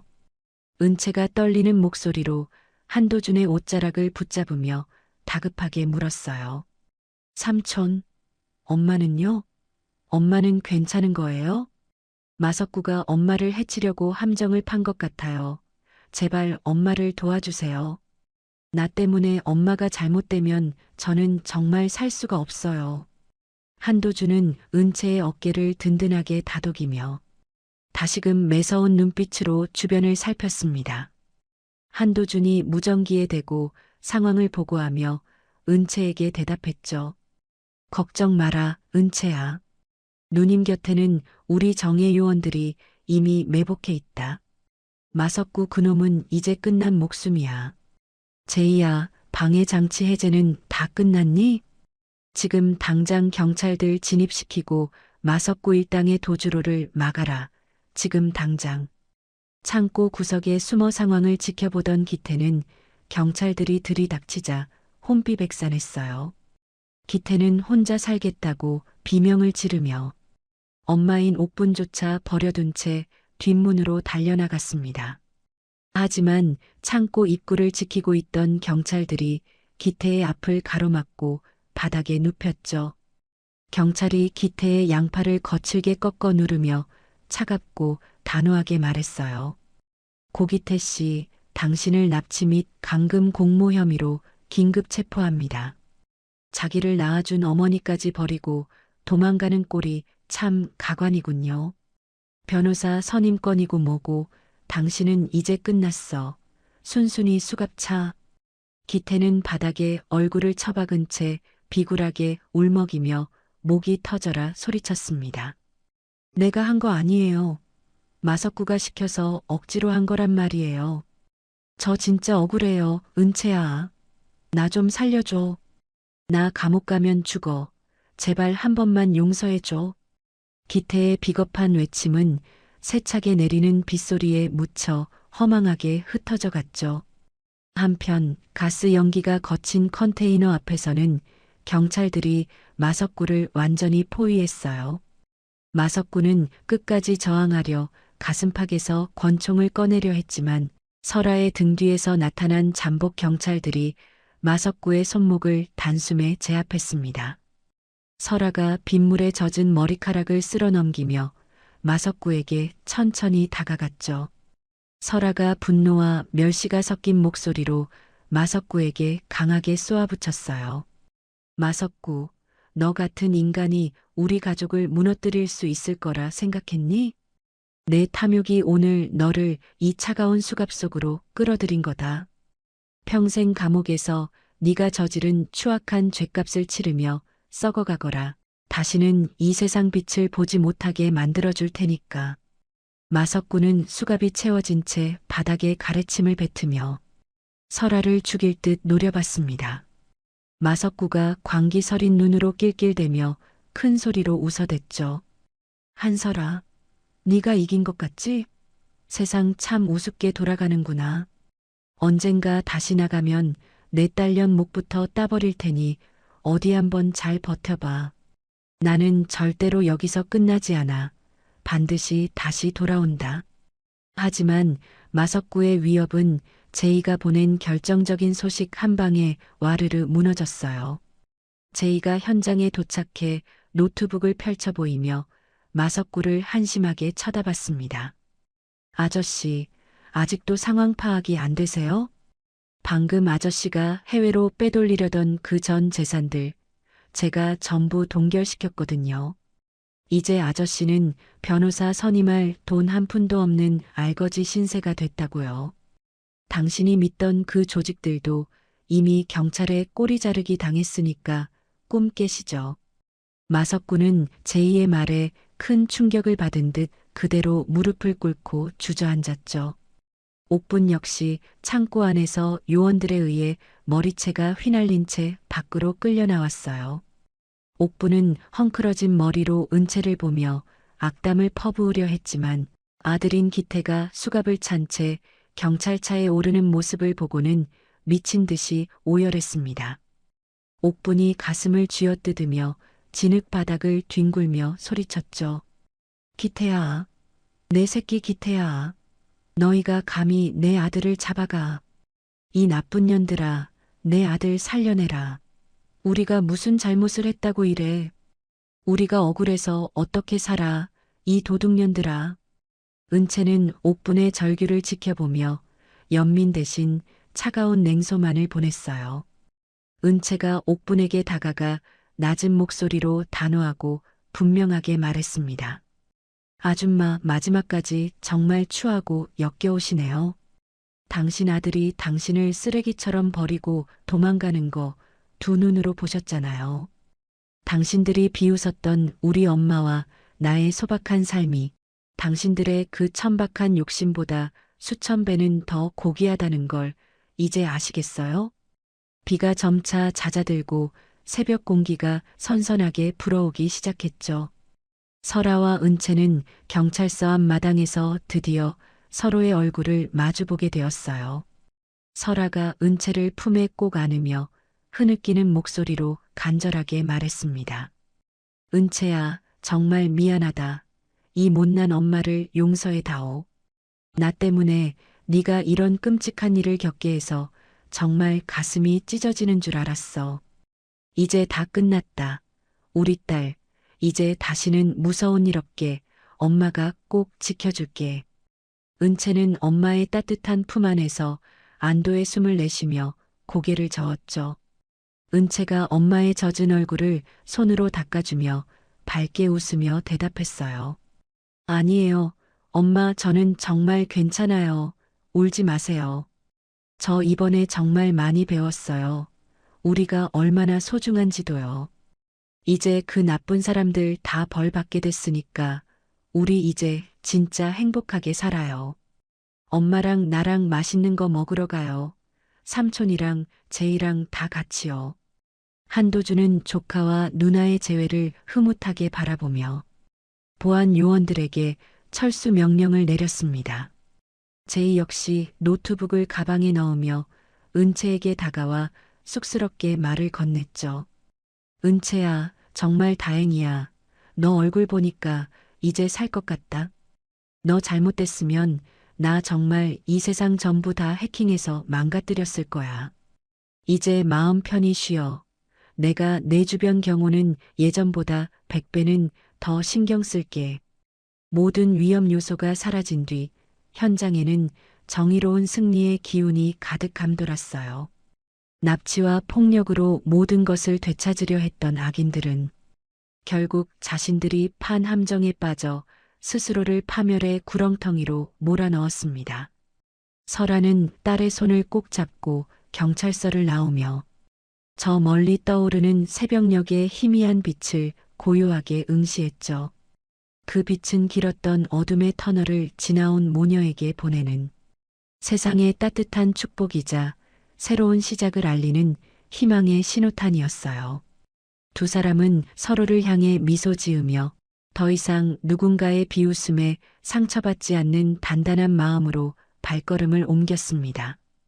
가장 낮은 곳에서 겪은 수모가 가장 높은 곳에서의 정의로운 결말로 완성되는 순간이었죠.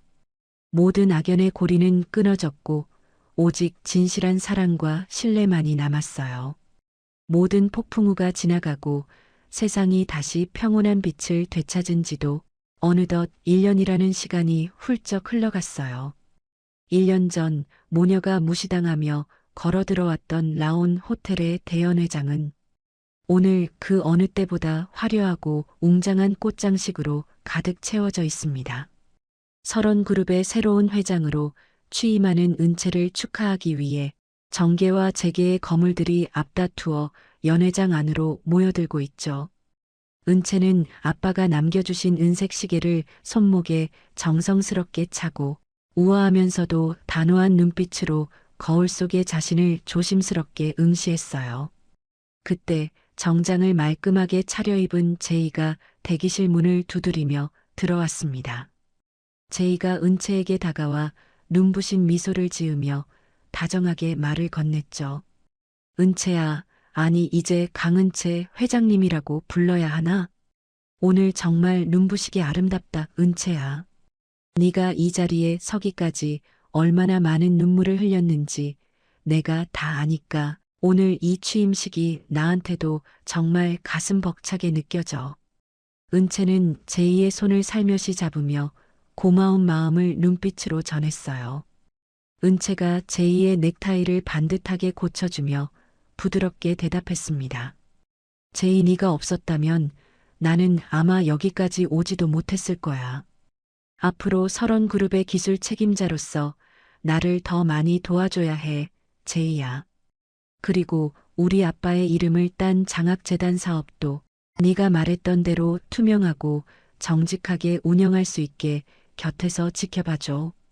제이는 은채의 손등에 가벼운 입맞춤을 남기며 든든한 목소리로 말을 이었죠. 걱정 마, 내 실력 알잖아. 세상에 그 어떤 나쁜 해커도 우리 재단의 돈을 건드리지 못하게 내가 다 막아줄게. 자, 이제 시간 다 됐다, 은채야. 세상에서 가장 멋진 회장님의 모습을 사람들에게 보여주러 가자. 내가 내 뒤를 든든하게 지키고 있을게. 은채는 제이와 함께 연회장 문을 열고 당당하게 걸어 나갔어요. 수백 명의 하객이 일제히 일어나 박수를 보냈고 은채는 단상 위에서 낮은 곳을 살피는 경영을 하겠노라 힘차게 선언했습니다. 단상 아래에서 이를 지켜보던 설아는 손수건으로 눈가를 훔치며 미소 지었죠.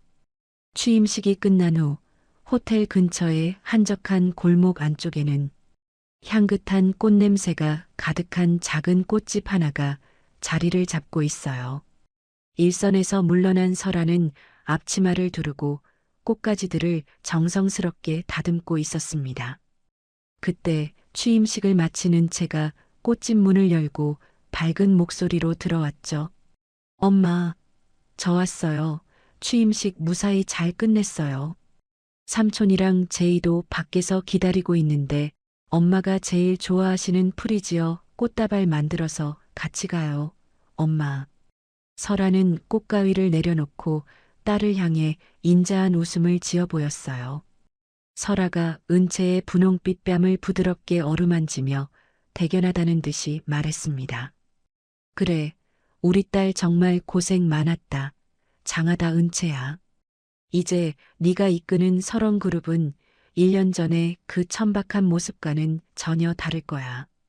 은채야, 내가 이 꽃집을 하는 이유를 이제는 조금 알겠니? 아무리 비싼 명품을 걸쳐도 마음속에 향기가 없으면 그건 그냥 시들어버린 조화와 다를 바 없는 거란다. 은채는 엄마의 따뜻한 손을 꼭 잡으며 고개를 깊게 끄덕였죠. 은채가 엄마의 말씀을 가슴 깊이 새기며 진심을 담아 대답했어요. 네, 엄마. 1년 전 그 호텔 방에서 뼈저리게 깨달았어요. 사람을 차 종류나 옷차림으로 비웃던 그들이 얼마나 가여운 사람들인지 말이에요. 저는 엄마처럼 주변을 따뜻한 향기로 채우는 그런 사람이 될게요. 아빠가 하늘에서 보셔도 정말 기뻐하시겠죠, 엄마. 설아는 은채를 품에 꼭 안으며 창밖의 맑은 하늘을 올려다봤습니다. 모녀가 행복한 대화를 나누며 웃음꽃을 피우고 있을 때 꽃집밭길 건너편에는 남루한 차림의 한 여인이 전단지 뭉치를 들고 서 있어요. 1년 전 그토록 화려했던 옥부는 이제 머리가 하얗게 새고 거친 손으로 전단지를 행인들에게 돌리며 하루하루를 비참하게 연명하고 있었죠. 옥부는 찬 바람이 부는 길바닥에서 낡은 목도리를 여미며 옆에 앉은 기태를 나무랐어요. 기태야, 너는 사내 자식이 돼서 그저 멍하니 앉아만 있을 거야?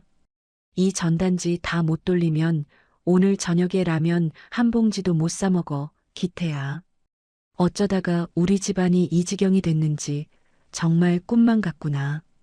그 독한 모녀만 아니었어도 내가 이런 개고생을 안 했을 텐데 억울해 죽겠다. 다리가 불편해 지팡이를 짚고 앉아있던 기태는 옥분의 구박에 짜증 섞인 목소리로 대꾸하며 일그러진 얼굴을 했습니다. 엄마, 제발 그놈의 소리 좀 그만하세요. 귀에 딱지 않겠어요. 벌써 1년째 똑같은 소리만 하면 뭐가 달라지냐고요? 나도 일하고 싶어도 다리가 이 모양이라 아무 데서도 안 써준단 말이에요. 그때 은채한테 그렇게까지 하지 말았어야 했는데 이제 와서 후회하면 뭐 하냐고요. 엄마 때문이잖아요. 기태의 말에 옥부는 가슴을 쥐어뜯으며 길바닥에 주저앉아 오열하기 시작했죠. 옥분이 전단지를 바닥에 내팽개치며 서러운 목소리로 크게 외쳤어요. 내 팔자야. 내가 전생에 무슨 죄를 지어서 이런 꼴을 보는지 모르겠다. 명품 가방 들고 호텔 드나들던 게 엊그제 같은데 이제는 다리가 아파서 걷는 것도 지옥 같으니 원. 저기 저 화려한 호텔 전광판 좀 봐라. 저게 다 우리 거였어야 했는데 기태야. 옥분의 손가락이 가리킨 호텔 대형 전광판에는 은채의 취임 소식과 설원그룹의 사회공헌 소식이 화려하게 빛나고 있었어요. 옥부는 전광판 속 은채의 당당한 모습을 보며 넋을 놓았지만 지나가던 행인들은 남루한 차림의 옥분을 피하며 짜증 섞인 목소리를 냈습니다. 한 행인이 전단지를 돌리려는 옥분을 거칠게 밀치며 소리쳤죠. 아줌마, 여기서 이렇게 통곡하고 있으면 길 막히잖아요. 정신 사나우니까 저기 구석으로 가서 우시든지 하세요. 아줌마. 멀쩡하게 생겨서 외길 한복판에서 이러고 계신데 정말 재수가 없으려니. 옥부는 행인의 무시 섞인 발언에 대꾸도 하지 못한 채 고개를 푹 숙이고 바닥에 떨어진 전단지를 주섬주섬 다시 모았어요. 1년 전 은채 모녀가 호텔로 걸어올 때 자신들이 던졌던 비웃음이 이제는 수만 배의 무게가 되어 자신의 어깨를 짓누르고 있다는 사실을 옥부는 이제야 뼈저리게 느끼며 마른 눈물을 훔쳤습니다. 어느덧 해가 뉘엿뉘엿 지고 세상이 붉은 노을로 물드는 평화로운 저녁이에요.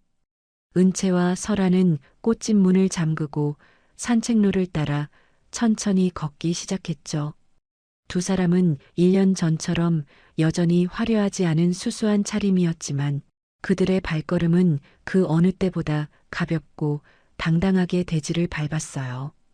호텔 앞 광장을 지나가던 중 은채는 잠시 멈춰서서 자신들이 처음으로 무시당하며 걸어왔던 그 자리를 물끄러미 바라봤습니다. 설아가 은채의 손목을 따뜻하게 감싸주며 부드러운 목소리로 물었죠. 은채야, 무슨 생각을 그렇게 골똘히 하고 있니? 혹시 다시 그때의 서러운 기억이 떠올라서 마음이 아픈 거니, 은채야? 은채는 엄마를 향해 세상에서 가장 환한 미소를 지으며 고개를 가로저었어요. 은채가 노을빛에 반짝이는 아빠의 시계를 소중하게 매만지며 대답했습니다. 아니요, 엄마. 그냥 감사하다는 생각을 하고 있었어요. 그때 우리가 걸어왔기 때문에 저 사람들의 추악한 본 모습을 볼 수 있었고 덕분에 진짜 소중한 가치가 무엇인지 배울 수 있었잖아요. 가난해서 어쩔 수 없이 걷는 게 아니라 자유롭고 당당하기 때문에 내 발로 걷는 이 기분이 정말 좋아요, 엄마. 설아는 딸의 성숙한 대답에 만족스러운 듯 고개를 깊게 끄덕였죠. 설아가 저 멀리 타오르는 노을을 응시하며 깊은 울림이 있는 목소리로 덧붙였어요. 그래, 은채야. 진짜 부자는 많이 가진 사람이 아니라 자신이 가진 것을 올바르게 쓸 줄 아는 사람이라는 걸 잊지 마라. 오늘 우리가 걷는 이 길 위에 누군가를 비웃는 가시돋친 대신 따뜻한 배려의 씨앗을 심으며 가자꾸나. 그게 바로 내 아빠가 너에게 물려주고 싶었던 진짜 유산일 거야. 두 모녀는 서로의 어깨를 감싸 안으며 노을 속으로 천천히 걸어 들어갔습니다. 뒤편에서는 여전히 옥분의 초라한 곡소리가 희미하게 들려왔지만 은채와 설아의 당당한 발걸음 소리에 묻혀 곧 흔적도 없이 사라졌죠. 세상은 이제 그들을 설원 그룹의 회장 모녀가 아니라 진정한 품격과 고결한 인격을 갖춘 사람으로 오랫동안 기억할 거예요. 가장 낮은 곳에서 겪었던 수모는 가장 높은 곳에서의 정의로운 승리로 피어났고 그들의 삶은 이제 세상에서 가장 아름다운 향기를 내뿜으며 흐르고 있습니다. 진실한 사랑과 굽히지 않는 신념이 만들어낸 위대한 반전의 서사는 그렇게 시청자들의 가슴 속에 깊은 여운을 남기며 찬란한 마침표를 찍었죠. 두 사람의 그림자가 길게 늘어진 산책로 위로 행복한 웃음소리가 기분 좋은 바람을 타고 멀리 퍼져나갔어요. 품격이란 거칠애가 아니라 가장 낮은 곳에서도 잃지 않는 자존감이라는 사실을 증명하면서 말입니다. 겉으로 보이는 화려함이 전부가 아니라는 것을 오늘 이야기가 참 시원하게 보여준 것 같습니다. 남을 무시하고 욕심만 부리던 그 집안의 비참한 결말을 보니 역시 인과응보라는 말은 틀린 게 하나 없네요. 진짜 명품 같은 사람은 비싼 옷을 입은 사람이 아니라 남의 마음을 헤아릴 줄 아는 따뜻한 향기를 가진 사람입니다. 우리 구독자님들도 은채와 설아처럼 어떤 상황에서도 기죽지 말고 늘 당당하고 기품 있는 삶을 살아가시길 진심으로 응원하겠습니다. 오늘 들려드린 이야기가 여러분의 답답했던 마음을 조금이나마 환하게 밝혀드렸기를 바랍니다. 이야기를 끝까지 들어주신 분이 계시다면 잘 들었다고 댓글 하나만 남겨주세요. 지금까지 똑순이 사랑방이었습니다. 감사합니다.